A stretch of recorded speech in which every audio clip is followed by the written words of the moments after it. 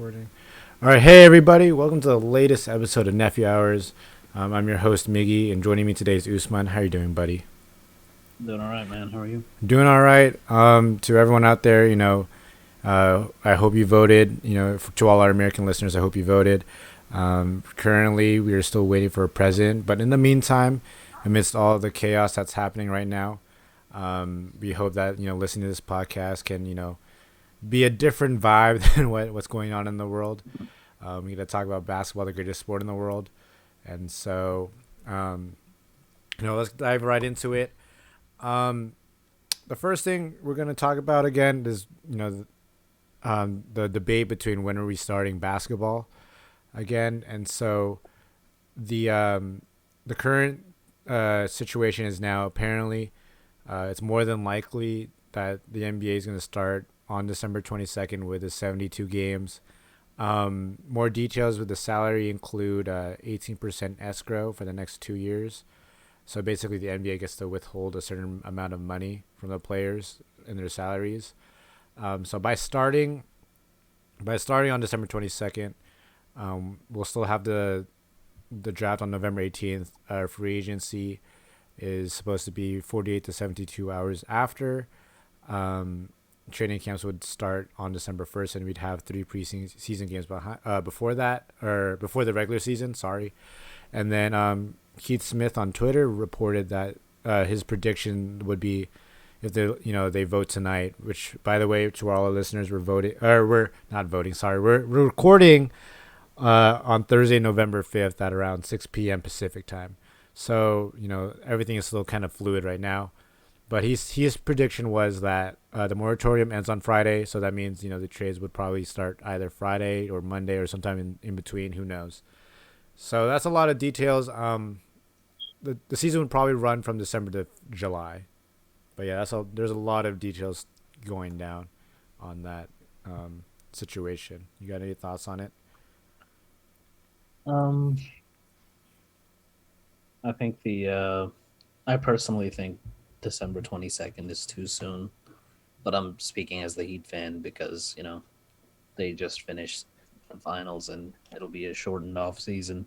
Mm-hmm. Plus, it'll probably be like a rushed regular season because of all the like Corona. no, the corona, and also remember when they had the lockout year where they were playing like 4 games in 5 nights and stuff like that. Oh, yeah. Yeah. So it was reported that 14, I think, back-to-backs for each team. The flip side on starting now apparently is that if they were to do the January 18 start date that the players supposedly wanted, and by players I mean LeBron,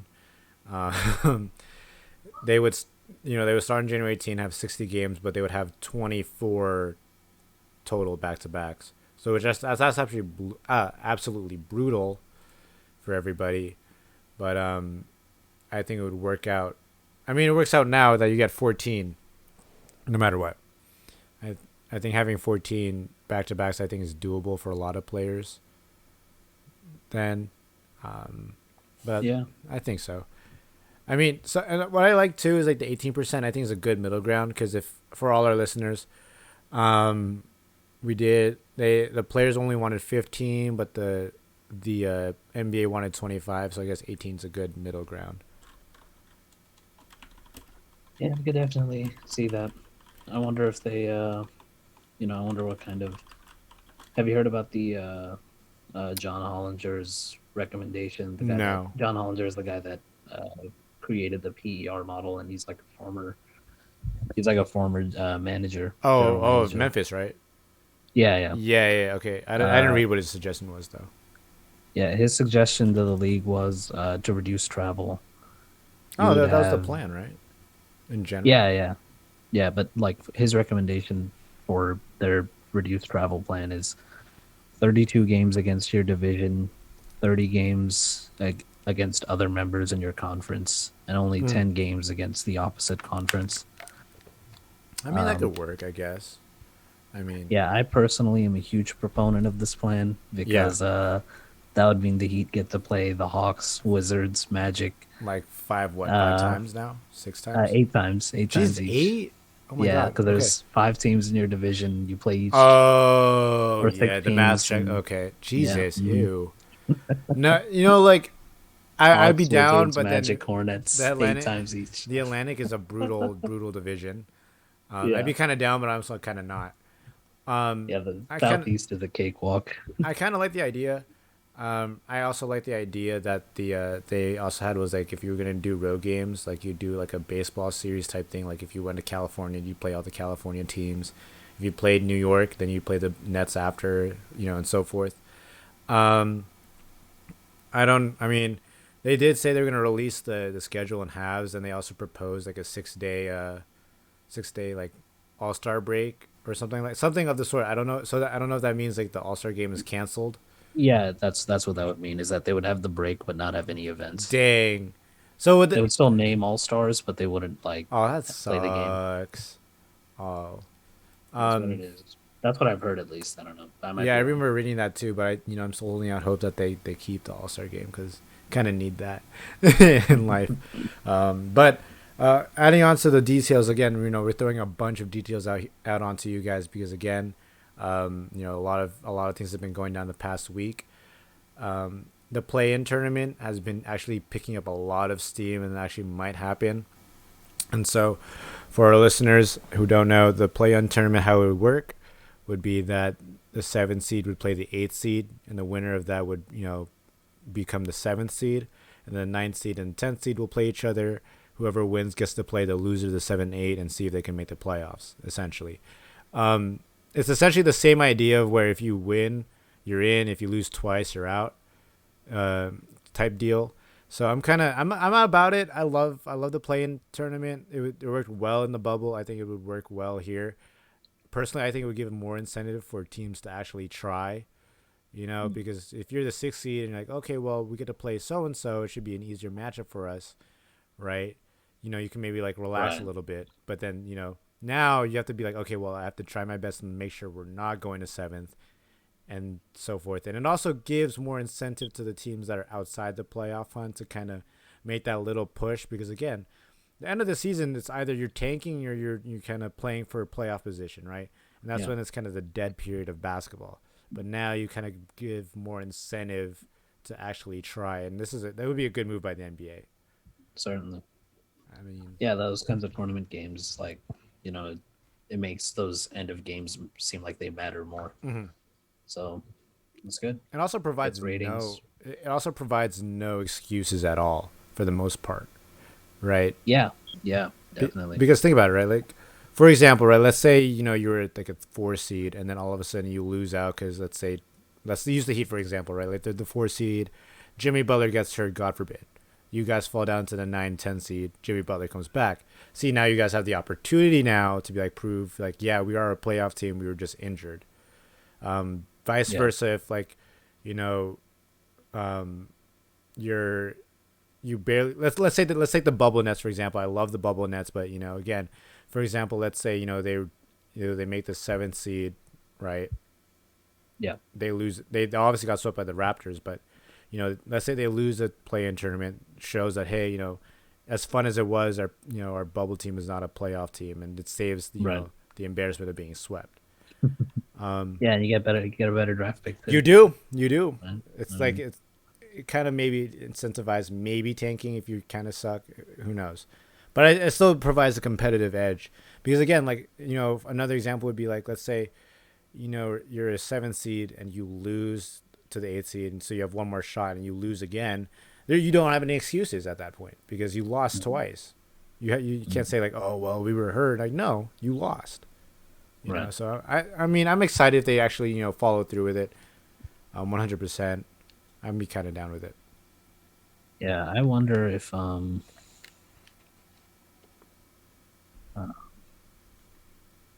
I just lost my train of thought. So let's move on. No, you're good. It'll come back to me in a bit.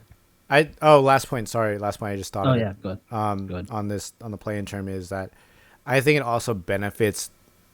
I mean, I don't think it'll benefit the East because the East after like the 7th seed is like kind of like yikes. in a sense. Yeah, Like it's just you're just playing for the sacrificial lamb, pretty much. That's all you're trying basically, to yeah. avoid for. But I think this would be a lot more exciting for the West, though, because as we Hmm. know, unlike the East, which is very top heavy, the West is through and through very competitive and stacked. So let's say you'll have the Blazers, you'll have the Mavs, you might have the Grizzlies, Pelicans. Like you have those teams trying to actually vie for the playoffs and have a fair shot at it because they all have good rosters, Oh yeah, essentially. I remembered what I was about to say Oh, earlier what's up? about the playing tournament Mm, in 2016. I think mm. the year the Heat had like the massive end of season run. They went 30-11. They ended up not making the playoffs because of a tiebreaker with the Bulls. Oh, So, like, if a playing tournament had been there in that environment, I think that would have been I think like, so too. Yeah, it would have been like Dwayne Wade versus the Heat for the playoff spot. That would have been that'd like been a really great, fun. yeah, that would have been like a great storyline for the Oh league yeah, to get some eyes on and the more product. So, ratings, yeah, a more lot ratings, more ratings.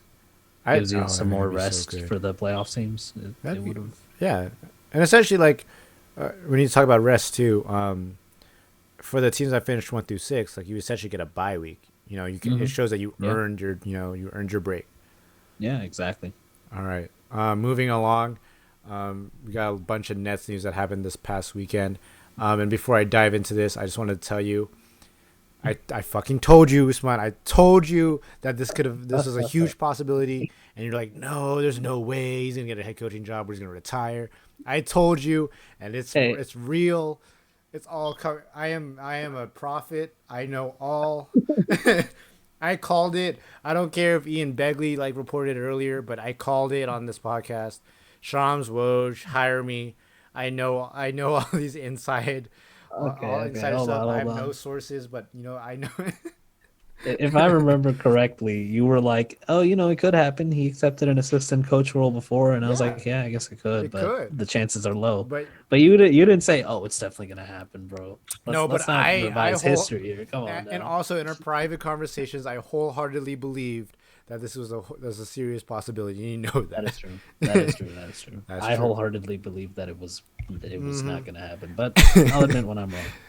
Oh, thank goodness! This is gonna be such a Congratulations. fun year. But Oh, it'll be fun before already. before we get into this, the Nets recently announced that they were hiring multiple assistants and completely announced their whole coaching staff. So to announce this whole entire staff, we have Steve Nash as your head coach. Running the offense as an assistant coach is going to be Mike D'Antoni. We can assume that Ime Udoka, who is an assistant with the 76ers, who also has ties to Sean Marks because of the Spurs tree, would probably be running the defense as an assistant coach. We have associate head coach, aka the head assistant, in Jock Vaughn. We have player development, aka big man god Amari Stoudemire. um, and then on top of that, we'll be keeping Tiago Splitter again, Spurs tree with Sean Marks. We're gonna keep best friend of Kevin Durant and player development coordinator Adam Harrington. And then we're also keeping player development coaches Jordan Ott and Ryan Forehand Kelly. So, in my opinion, not trying to in trying to take all bias aside, I think the Nets have like a very stacked coaching staff. Certainly. And I also want to say this: Kyrie Irving was right. Anyone can be a head coach any given night. He was right this whole time. You guys are doubting him every time, and look what's happened. He's right again.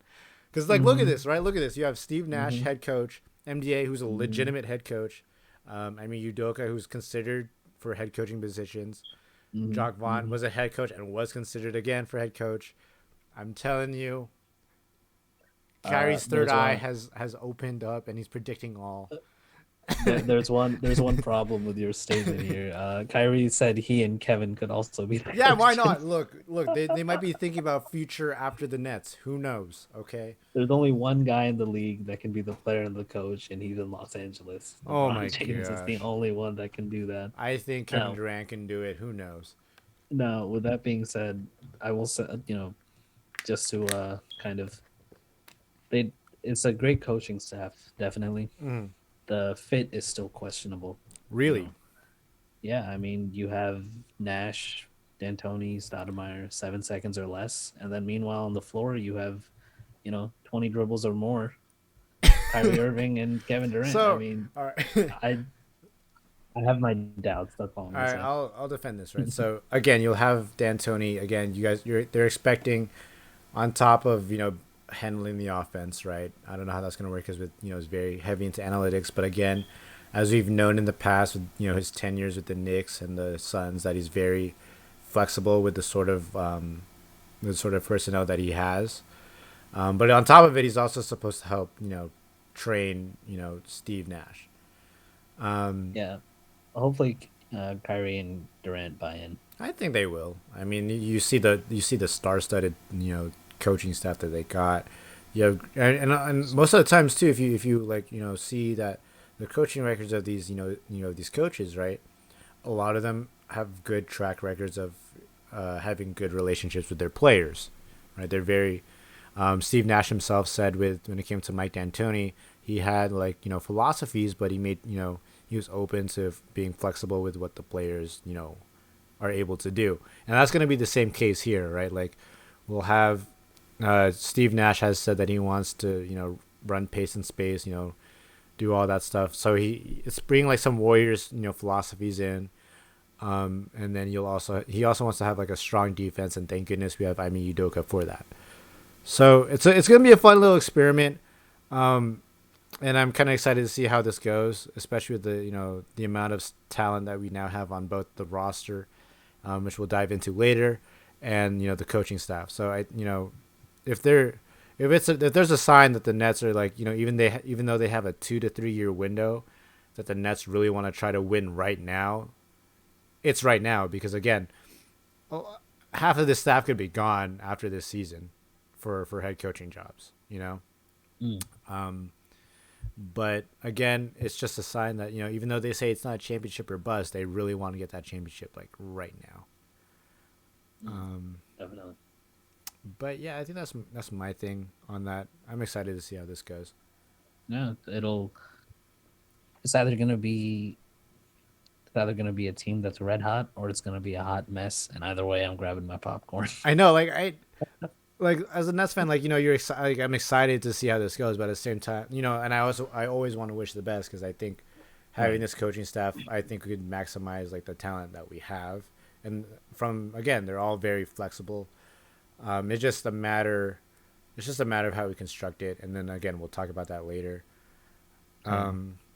My thing though that I want to know is who's gonna be like handling all the post game or like mid game press conferences, because like there's all very different personalities, right? Mm. MDA is very straightforward. Nash is very laid back. Stoudemire, we know how he is. So it's Do you exciting. think I love all the personalities. I think this Yeah. is this is where it's gonna be fun. Do you think Stoudemire is gonna punch another fire extinguisher when they're facing the Heat? Shit, I'd be down. I don't care. Yeah, sure. Do you remember that? Yeah, it was iconic, and he couldn't play for like 2 3 Yeah, weeks he because of broke it. his hand Yeah, or something I like don't care. that, and they He's an lost. assistant coach. Well, so what? He's not Amazing. playing. Um, you know. Oh, speaking of Amari, so apparently, like the rumor was like he's gonna help tutor the big man. I'm Oh, not that's gonna cool. lie. If he somehow unlocks Jared Allen to be like a pick and popper, Mm. greatest assistant coach I've ever seen. Okay, like the first time assistant, first time like player development because this man is like, Jared Allen is not known for being able to shoot, and if he somehow does it, what a hire. That's all. Yeah, definitely. You got any last points on my Nets? You wanna hype us up again or not? Gonna be gonna be our I Debbie mean, Downer.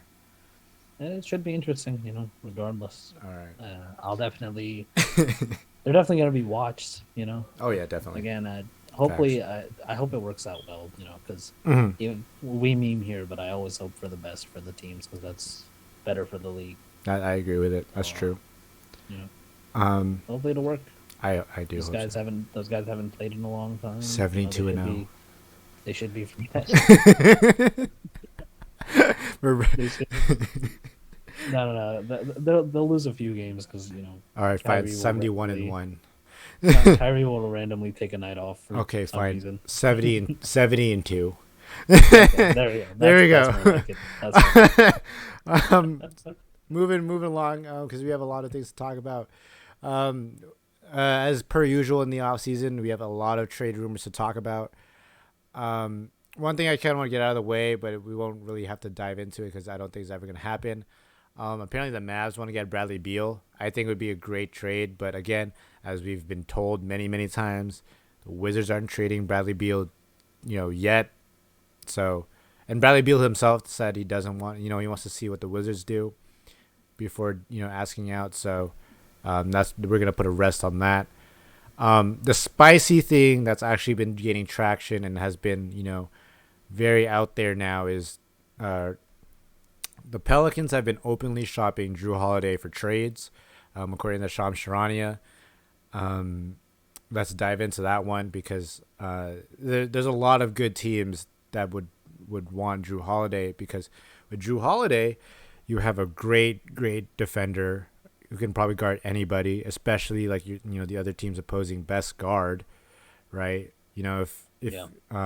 if you're playing the Warriors, he's gonna be able to guard Steph Curry very well. If you're playing the Nets, he'll be able to guard Kyrie Irving.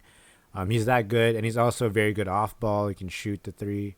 He can slash to the paint. He's very diverse, and he can also handle ball handling duties. Mm. So for a team that's rebuilding, especially the Pelicans, I don't know what the Pelicans are doing, but he doesn't fit their timeline. But if you're a team like maybe like the Warriors, the Bucks, the Nets, the Sixers, all trying to vie for a title, I think Jrue Holiday is like a perfect guy for that. On top of being a great teammate as well as a player. Yeah. So I heard the net or not the Heat, the Nets. The Heat are also rumored to kind of get Jrue Holiday. Um, Yeah, I've seen it. do you There's do you rumors about buy Tyler into Hero. it? Yeah, because one of your beat writers said that Tyler Hero isn't wouldn't be thrown into the trade if that was a possibility. So, do you want the Heat to go after Jrue Holiday, or what's the deal here?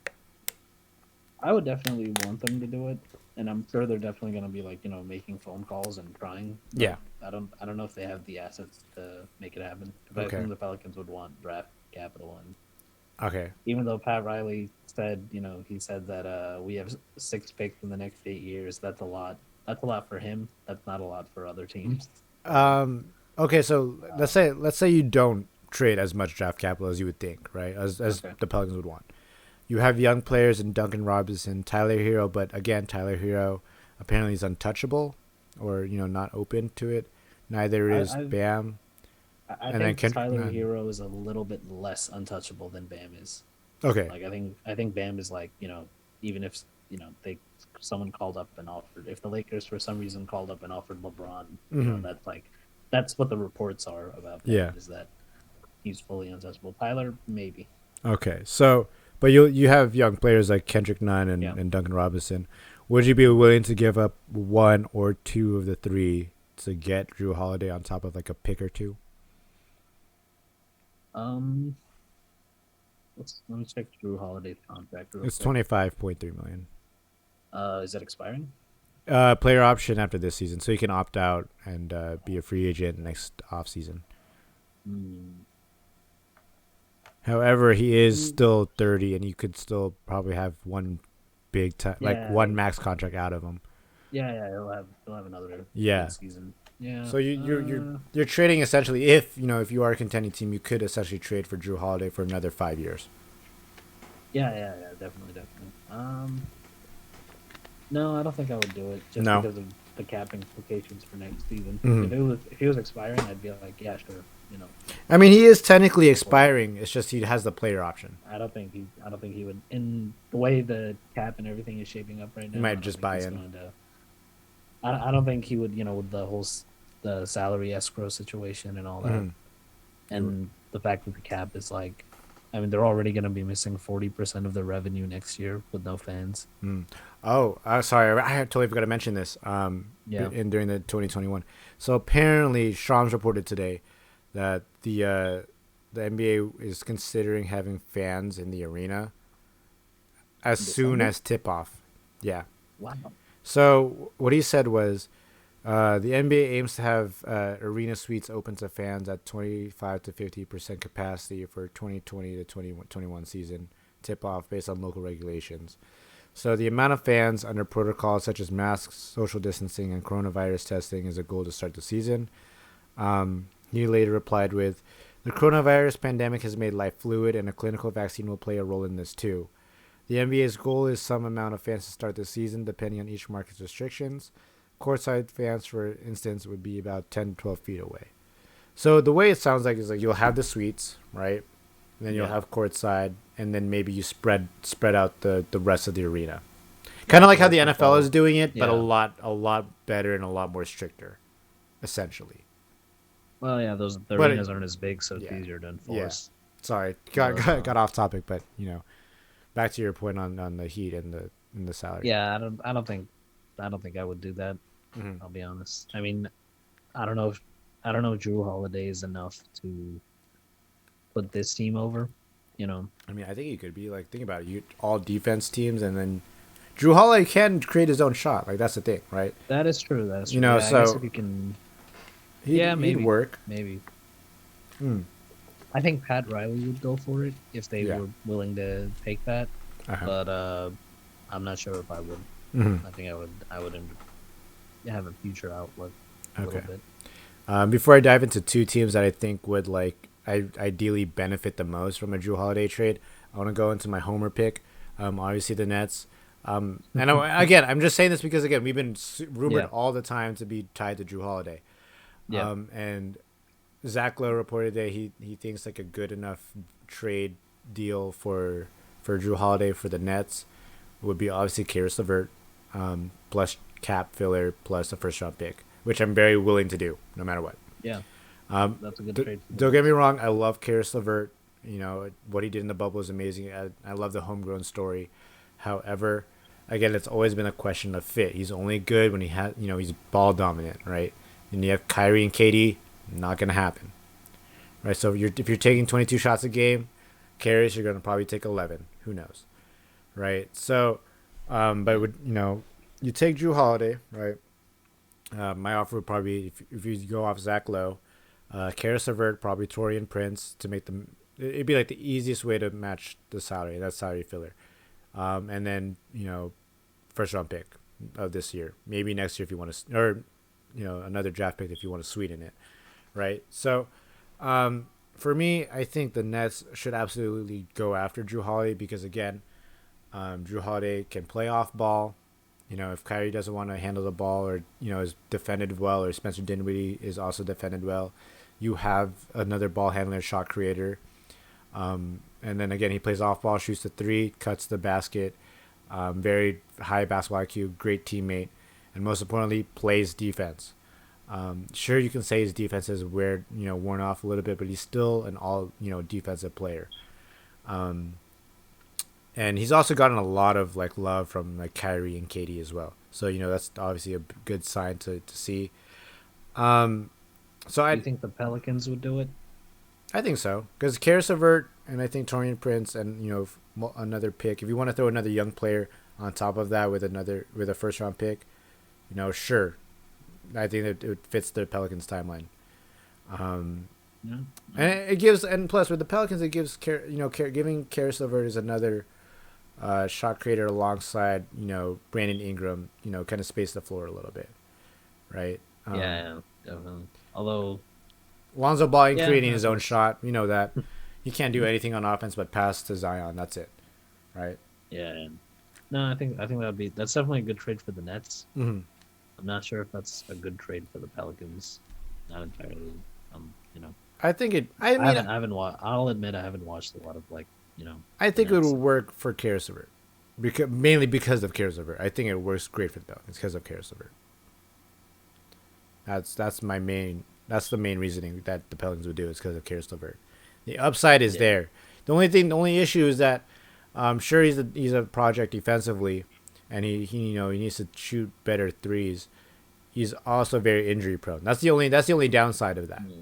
But I mean, I when for the team like a Pelicans that are not really competitive now, but will be in maybe 4 or 5 years.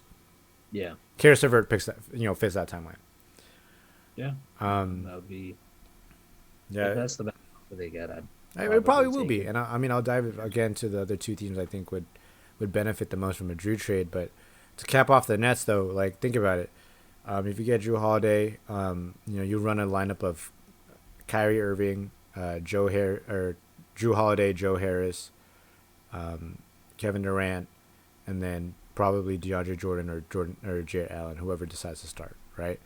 That's a good starting five. You got a lot of spacing and solid defense off that.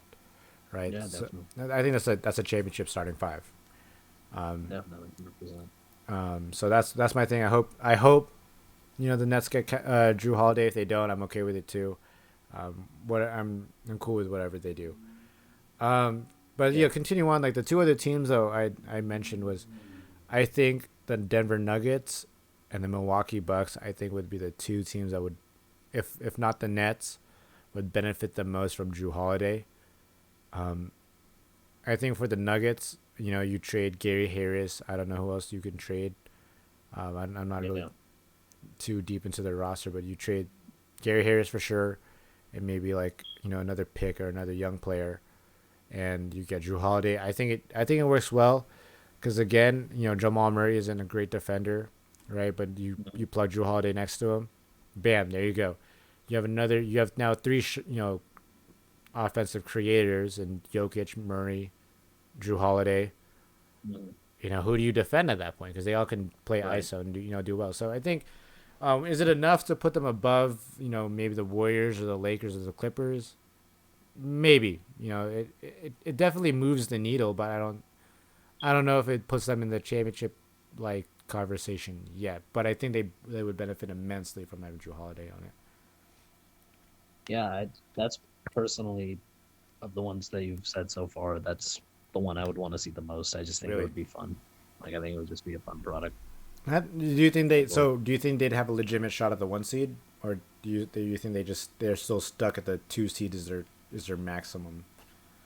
I think this season they'll have a shot at the one seed because the Lakers and the Clippers are both going to be kind of in load management mode. I mean, the Clippers will always be in load management mode, but Yeah. the Lakers will also be more so because they're the same as the Heat. They just Hmm. finished their season in September, I agree with it. and Yeah. yeah, so Okay. they'll literally basically only have 2 months off. I think. 2.5 about, but I mean, Yeah. I I I think so. I still like. I can't doubt LeBron or AD. You know, Oh no, I'm not saying they're gonna win the title, I but know, I'm but pretty sure the even then, Lakers. like, I still think the Lakers are still a clear cut number one seed. Even if you kind of like LeBron and AD kind of, we saw it this past season. Like, sure, Steph and Clay were hurt, but still, I think unless the Clippers somehow rediscover themselves, like, I still think the Lakers are the number one seed heading into the season. And I mean, the Nuggets would probably be a good solid number two behind them. I mean, LeBron kind of joked the other day. It most likely was a joke, but I think Yeah, there's it's probably a also at joke. least a hint of seriousness that he's gonna like coast for half of the season. I wouldn't be shocked if that happened. He's coasted to the number one seed before. I wouldn't be That was in the surprised. East, though. I mean, he can still do it. Like again, like I mean, I still think he can still do it. Even how much bloodshed the West is. I still think he can still do it.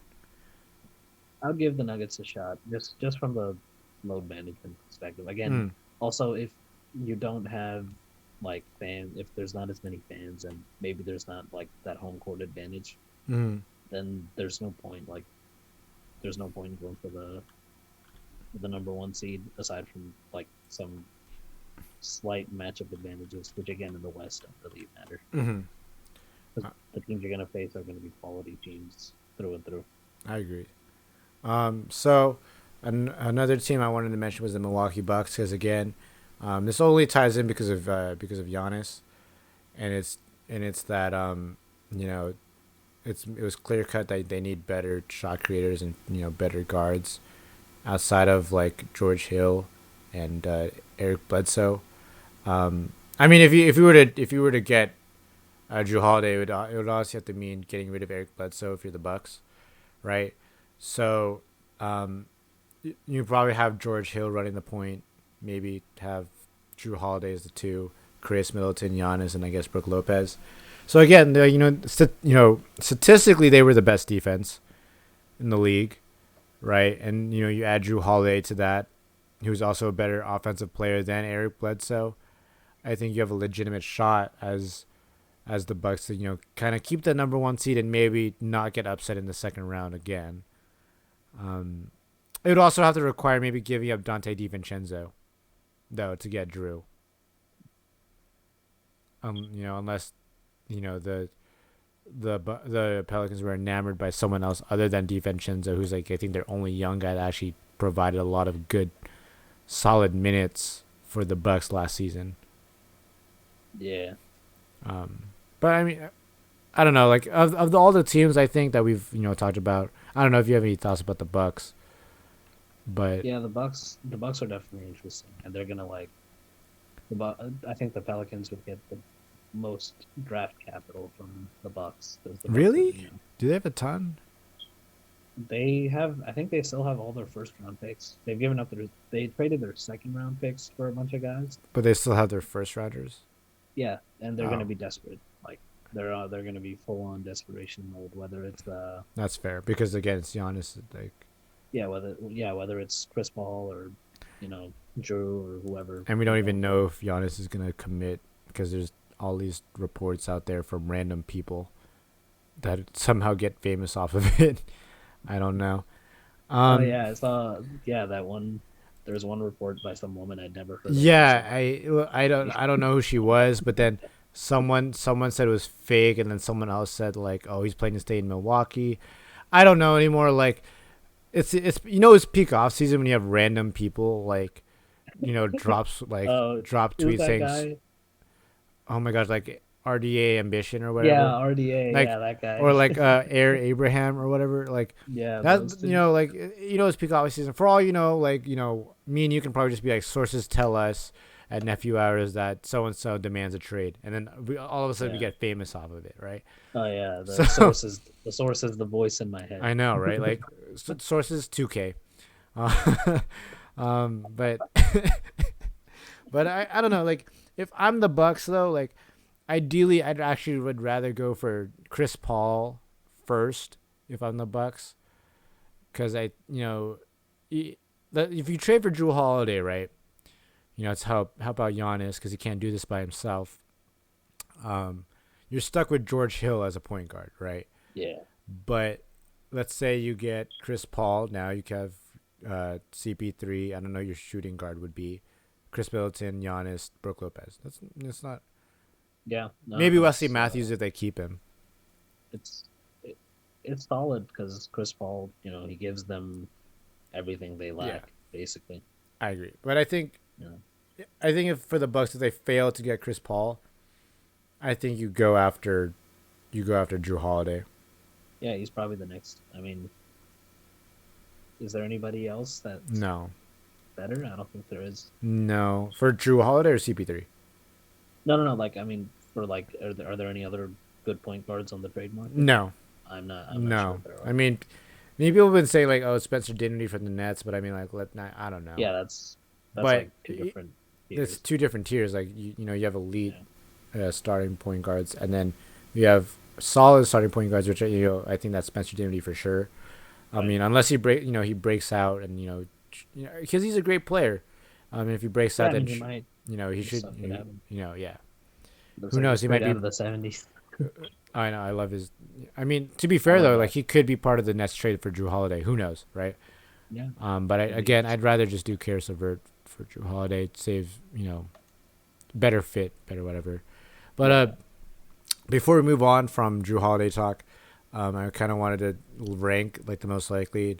I put Nets at 1, followed by, and this is no bias, Nets at 1 for sure because I think we have a better package than Gary Harris because we've seen Gary Harris, he looked kind of washed before he revived himself in the bubble, so we don't know. And then the Nuggets a close second, and then the Bucks. I think that how I would rank the Jrue Holiday probabilities. Okay. I would just swap the Bucks and the Bucks, assuming they don't get Chris Paul. I would have the Bucks at 1. But again, I think the first round picks they can offer that's kind of what all these teams are looking for. Pretty much every team just wants to get as many draft picks as possible, like, aside from like 2 of them. Yeah, I know. I can see it. Look at you, Houston Rockets. Well, Daryl Morey's on the Sixers now, so And then hey, they're good gonna for give up all their Sixers. picks. For all we know, and I don't want to Yeah, dive into this, but for all we know, maybe the Sixers try to get Jrue Holiday with all their picks that they have. Who knows? I don't want to talk to yeah, the Sixers. We talk to Al the Horford. we yeah, like who want no, the Pelicans aren't gonna want Al Horford. There's no way. Gosh, I can't believe people Sixers fans think Al Horford's like a positive asset. But before we're not diving into the to the Sixers because we've talked about them too much. Um, Yeah. two other rumors have arisen as well. This is from Ryan Russillo. Again, he says sources. I don't know if these are legit or not. Could be, but who knows? Um, First one is apparently Gordon Hayward wants out of the Celtics. Um, you know, when I I see the first meme. when I first saw it, I just the timing of it all was hilarious because Mm. the timing of it was that the Massachusetts like elected was majority Joe Biden, and I would have said yeah, it's totally definitely because of that, and that's why he wants out. um, and for all you guys who think like we're just saying that because we're just memeing. If you guys actually like dive into this, right? If you look at political donations, he actually donated to Donald Trump's reelection campaign, but under his wife's name. So if you guys have like time on Oh, your hands about the election, look into this because actually Gordon Hayward is actually MAGA. It seems like because he totally donated to Donald Trump's well, election campaign. if we're being 100% honest, that doesn't really mean anything because pretty much all of these Oh yeah, athletes definitely. and celebrities are, if they're not open about it, they're definitely secretly loving that Republican tax Oh yeah, 100%. money. And So, we like um, again we can dive into the rabbit hole as well because again, a lot of NBA owners have actually donated to yeah, Donald Trump's rich election. people vote Republican. They don't want Yeah, to pay we know tax. that. Um, That's what it is. but all memes aside and all election politics aside, um, do you Yeah. think Hayward would actually want out Wait. of the Celtics? Hold on. Before that, just one more meme. If he's leaving Massachusetts because they voted Trump, there's not a lot of NBA Voted states he Biden. can, or sorry, voted Biden. There's Mm. not a lot of NBA teams he can go to because pretty much all the cities voted the Indiana, same way. Indiana, Oh yeah. Oklahoma Oh City, yeah. uh, Maybe Georgia. Let's see how that goes. maybe. Maybe I don't know if you can go to the cities in Texas, but who knows. Yeah. Um, And yes. but all memes aside, though, do you really think this Hayward would want out of the Celtics? I could see it because I think he's coming to the end of his contract and he He probably is. wants He's to go player somewhere option where this he'll year. get more touches. Player option this Because year right, for sure.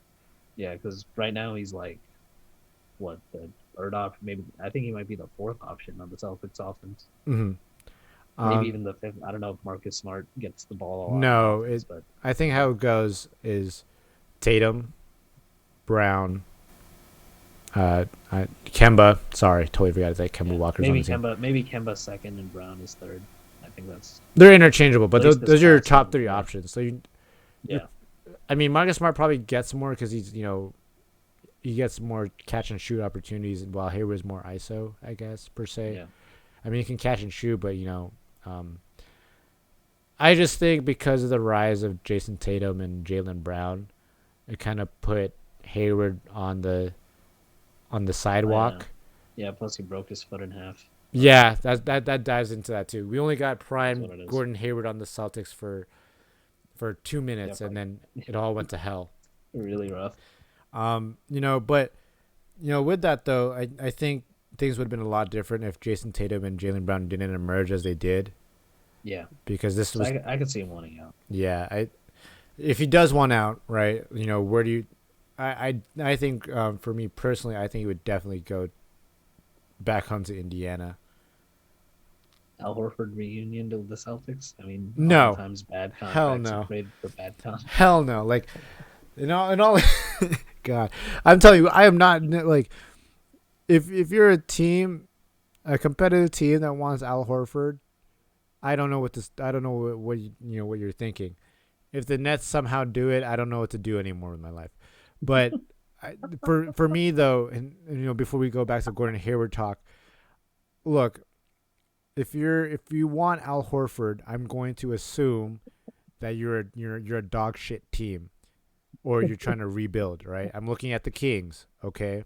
I'm looking Yeah, at OKC, who's trying to rebuild. Um, yeah. the Knicks probably make dumb decisions, so yes, I can see the Knicks doing it. Like, I, I don't. The most likely team I think trading for Al Horford would probably be Sacramento, only because they want Buddy Hield. That's it. Mm. But God, I hate the Anyway, Sixers. yeah. Enough said. I Enough hate I Al hate Horford. Al Sorry. I hate it. Again, I'll keep repeating this.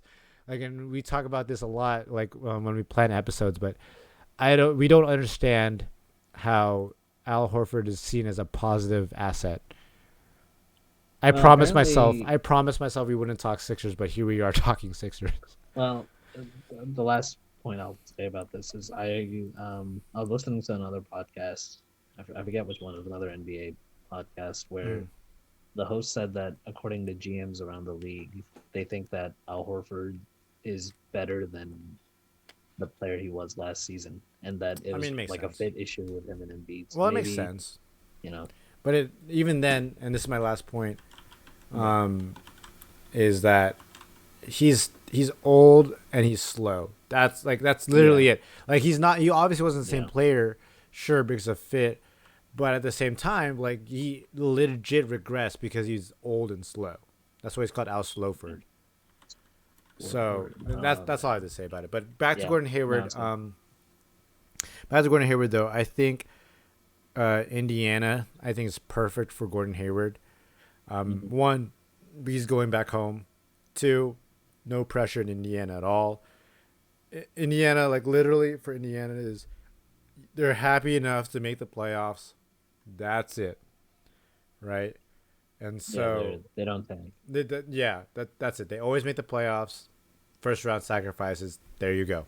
Paycheck is paycheck, right? But I think this would benefit both the Celtics and the Pacers in the sense that, the the Pacers get their hometown boy in Gordon Hayward, right? They also got another solid player to pair along, Domantas Sabonis, maybe Victor Oladipo. They also get Malcolm Brogdon alongside that, maybe Miles Turner. On the flip side for the Celtics, you can either get Victor Oladipo, who has been, who's been rumored to want out, but he won't admit it because obviously that would kill all value. Or Right. the Celtics do need a big man. You can also trade for Miles Turner, right? Mm, Because definitely. I think the more likely scenario here would be Miles Turner, because on top of the Celtics wanting a big man, right? Um, the Pacers hiring a new coach from the Raptors tree. It's very more analytics based than what Nick McMillan was, right? And usually Yeah. with the Raptors, they only ran one actual big, and that was either Serge Mhm. Ibaka or Marcus Gasol, depending on the matchup was, right?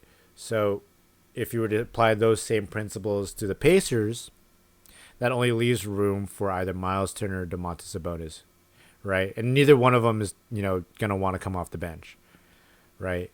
So with the fact that they just paid Domantas Sabonis a good large contract, that leaves Mhm. Miles Turner expendable enough, and I think would be a good fair value, right, for Gordon Hayward to go to Indiana and Miles Turner to go to Boston, and it benefits both teams. Yeah, I can see that. The other thing I can see is um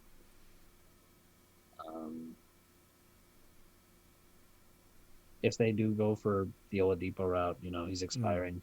He can be done, clear up that cap space because that's true. eventually Brown and Tatum's extensions are gonna kick in, and That's then you're gonna true. be paying a lot of money. That's true. Um, So sorry, either way, I think that's a win-win for both yeah. teams. Sorry, I totally forgot to mention this for the. I know we're jumping around here, but I totally forgot to mention this with in the Jrue Holiday talk with the Nets. Totally forgot to mention this, but if the coaching staff hires were a sign that Joe Tsai is willing to spend money, this should be a sign that the Nets would be willing to spend a shit ton of money in paying Joe Harris, maybe extending Jrue Holiday past this year. Who knows? Totally forgot to mention that, but going back to it, because we were talking about cap space, but um, I think though, if they the Celtics do want to go Oladipo, right? I think it gives the Celtics for different ball handlers and more versatility. However, I think it would also hinder them in the sense that Oladipo needs the ball in his hands to be effective. Yeah. So I don't know about that one. Yeah, and also you kind of, I think now you need a viable big man to win again. Oh yeah, You know? definitely. Like small ball works, but you still need one big guy, no matter Yeah, what. because now you have like Jokic, the age of the unicorn, right? yeah, Jokic, You have Bam, Jokic, you have AD, Davis, Giannis, all these Porzingis. guys. Um, last trade rumor I kind of want to talk about too before we move on to our last topic. Apparently, Ryan Russillo said Devin Booker wants out, and it's the worst kept secret. Counterpoint to this, though, never have we heard about Devin Booker wanting out of Phoenix. Mm. And a Suns beat reporter has also said that this was false. So we're playing with fire here. We don't know what's real, what's not. Um, I think ultimately Devin Booker probably just goes out and confirms that this is not true. Because I mean he's done a lot to help Phoenix, and they literally just came up off of an 8-0 bubble run, and they have a good young core with solid veteran leadership and like Ricky Rubio and others, right? So my take on this is maybe he does want out, right? But it's not like, oh, I want out now. It's if we don't win anything by the trade deadline or the end of the year, I'm gonna kind of want out. That's my Um, take on this. Overall, I would say most likely he doesn't want out. Mm. However, we now have the Kardashian factor, and Oh yeah, I forgot about that. they do a great job at corrupting Sorry, Devin. Sorry, Phoenix. I'm so young. sorry. Yeah, it's over. I It's mean, he over. was All at right. the Is it?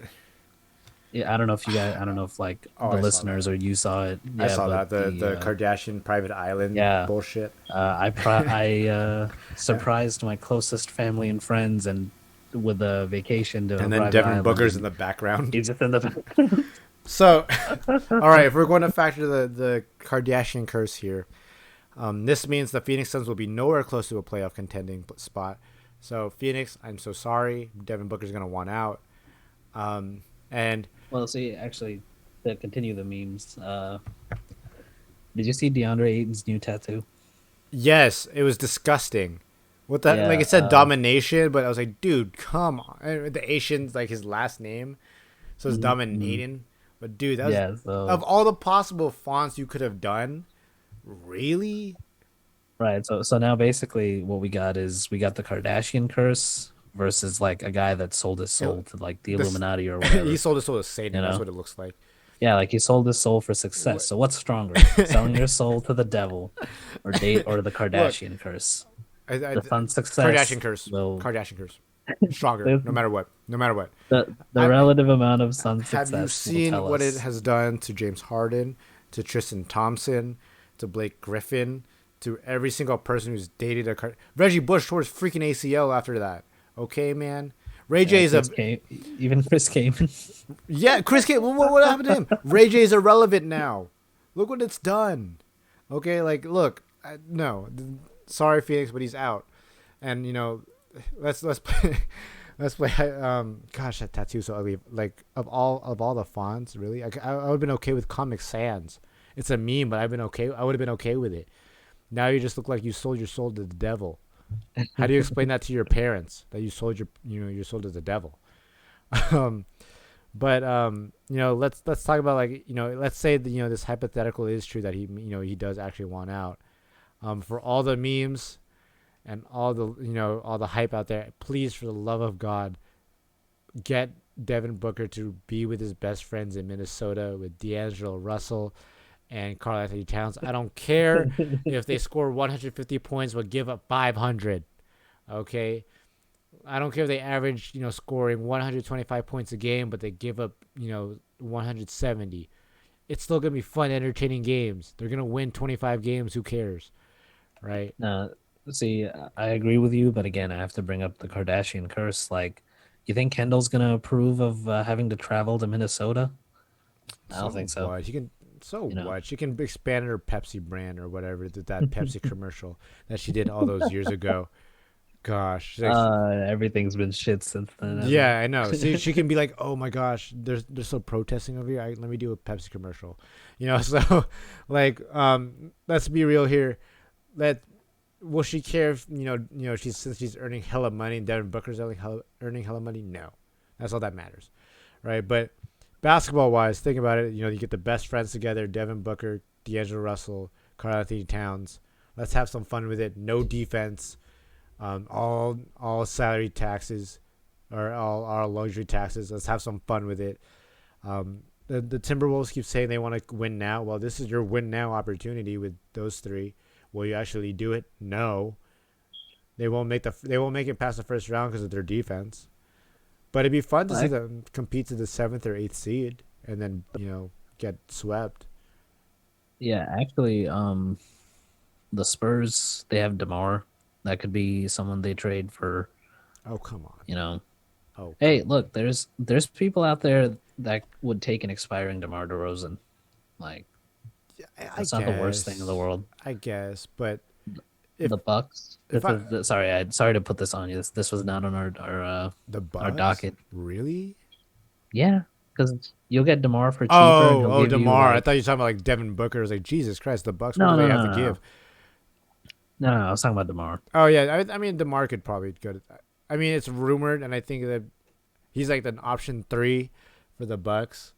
Yeah, But I mean, I I don't like we'll talk about Demar like once for another time yeah. about Yeah, that man. But sorry there's a to. it's okay, it's okay. He's a whole like 30-minute conversation for sure. But with Devin Booker, I mean, let's think about this, right? I think the T Wolves have the best shot at getting Devin Booker because of the best friend thing, and also again, the if you want to trade Devin Booker, you're gonna want like young talent, right? What do the Timberwolves have? Young talent. There are a lot of developmental pieces in Okogie, Jarrett Culver. I don't know Malik Beasley if you're okay with the weed charges, and all that, but it's still. I mean, it'd be a good haul plus the first pick of the draft and maybe more. It might be a little more than we charges. And yes, weapon charges. Yeah, um, waving a gun in his son's face. Jesus, I, Oof. I don't know, but for all memes and purposes, I totally want to see Devin Booker on the Timberwolves. That would Um, definitely be. I think that would be like the on social media would be the most popular team. It'd just be like a highlight reel. It'd be so fun. Like, look, let's be real. You got all like. There's also like for a branding perspective, this all works out for the Timberwolves because again, all like the majority of the people now, like if they're not watching the games, they're just gonna watch highlights. What will you see? A bunch of Devin Booker, D'Angelo Russell getting buckets, ooping it to Karl Anthony Towns. Who cares if they lost? You get highlights. You get branding off that. You know how much you can sell for it. Yeah, I mean, Devin Booker and D'Lo are gonna hit tough contested mid-range twos, and then on the other end get blown by and give up easy I layups. I know. There mean, you go. And look at easy. that. If they get postered, Songs. on, highlight. Who wins? Your brand. There you go. Exactly. There you The go, amount man. of jerseys they'd sell. I know. See Minnesota. Like, look at that. Like, for all these irrelevant teams, you have the one shot to become relevant. You don't have to be. You don't have to hang out with the Thunder or the Kings anymore. Look at that. Stonks. um, last topic we kind of want to dive into quickly here is we're continuing our offseason breakdown. We're kind of jumping around with the teams here, and we're kind of talking about our non-playoff teams first. But one of the more intriguing teams you've been that have been brought up and talked about is the Atlanta Hawks. Um, as we all know, they are not good. And a lot of it could be factored into injuries. Maybe a lot of it's just talent in itself, right? But they're not very good. However, they have Trey Young, they have Clint Capella, they have John Collins. They have a good young core to go off with Kevin Herter, DeAndre Hunter, Cam Reddish. Who knows, right?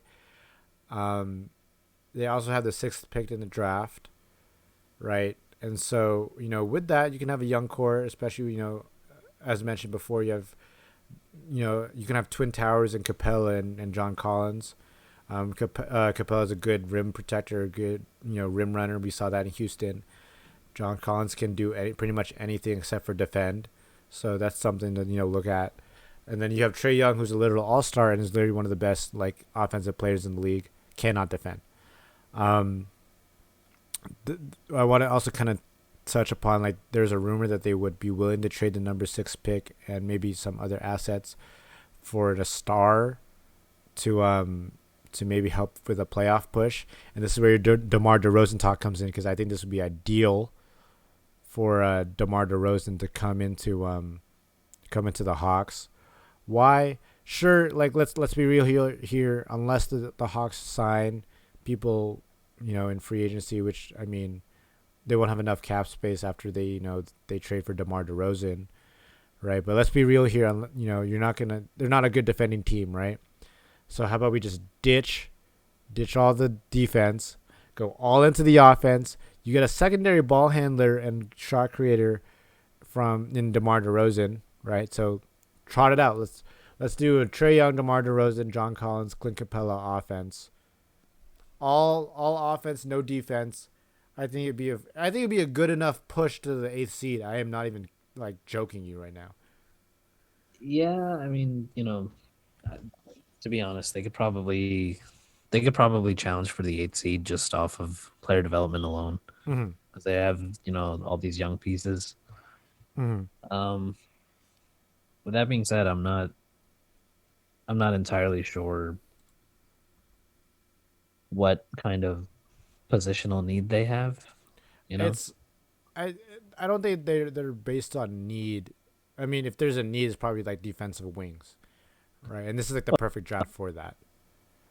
Yeah, honestly, D'Antoni would have been perfect for the I know, Hawks. seriously. Like, could you imagine that? Like, Yeah, but but to be fair though, like let's say even if they are in they do need defensive wings, they're still in that phase where they still need to gather as much talent as possible.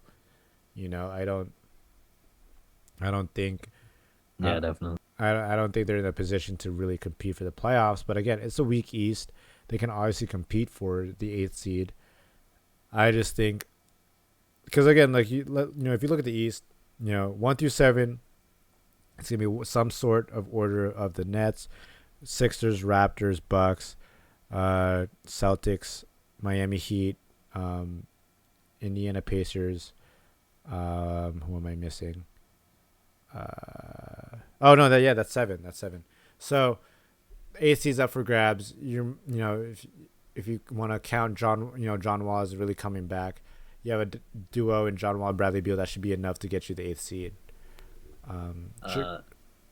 Chicago Actually, has young player for overachiever Chicago or Billy Donovan, so they could be a 9th seed. Who knows? actually, if the concept for the Hawks, if the nephew hours official recommendation for the Hawks is to ditch defense, why not just go for Devin Booker? Swing for the fences. Ooh, that'd be a good one. Just go for it. But then, so let's think about this, right? So, if we're gonna, again, we're agreeing here that the best case for the Hawks to even have a shot at a legitimate shot at the playoffs, and not just everything swings our way, and type deal with our player development and how we play our games with our young core. The best shot for the Atlanta Hawks is to trade for somebody, right? So I'm 100% down to see a Devin Booker to Atlanta trade. Why not? For all the memes and purposes, right? But I think it would be a lot more cheaper to go for DeMar DeRozan. You get more veteran leadership because, I mean, you haven't seen anyone complain about DeMar DeRozan in Toronto or San Antonio. So I think that's like the best deal for Atlanta to do. Worst case, and this is probably the true factor here, is the Atlanta Hawks are probably not going to be able to trade for a star player, even with the amount of cap space that they have. Right? If they off chance that they do, good for them. Their best shot at doing this is their draft pick at number 6. Do you think they keep the pick or do they trade out of it? Um, I think they would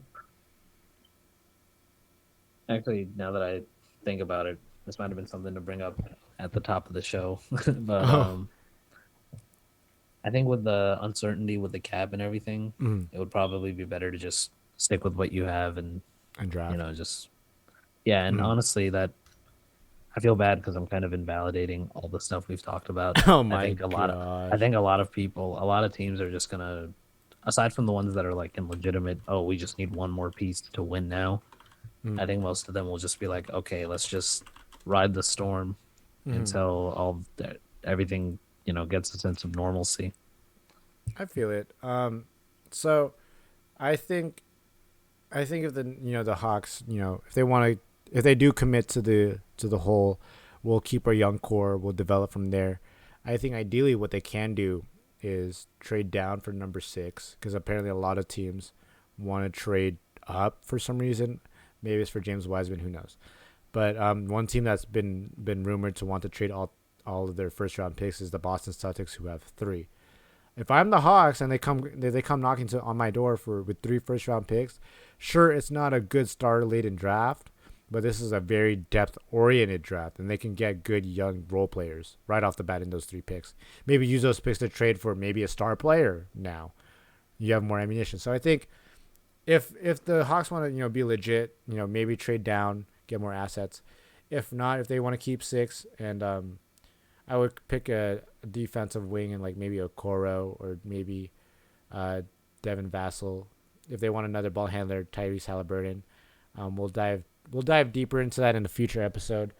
But and I mentioned a future episode because before I wrap this up, I kind of want to give it a little announcement that for us that we're gonna plan on doing like a whole mock draft episode, whole episode just dedicated to drafting um, this upcoming weekend.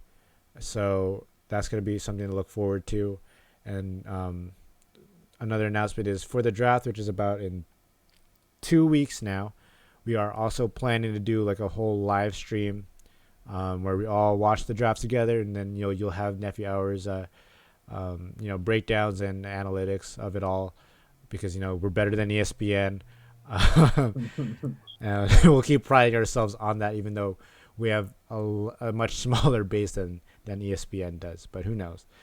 But with that, again, that is all we have to talk about for this episode of Nephew Hours. Again, I'm your host Miggy, and joining me again is Usman. From the bottom of our hearts, thank you for your continued support. We're slowly, expanding. Again, we just recently hit over 100 followers on Instagram.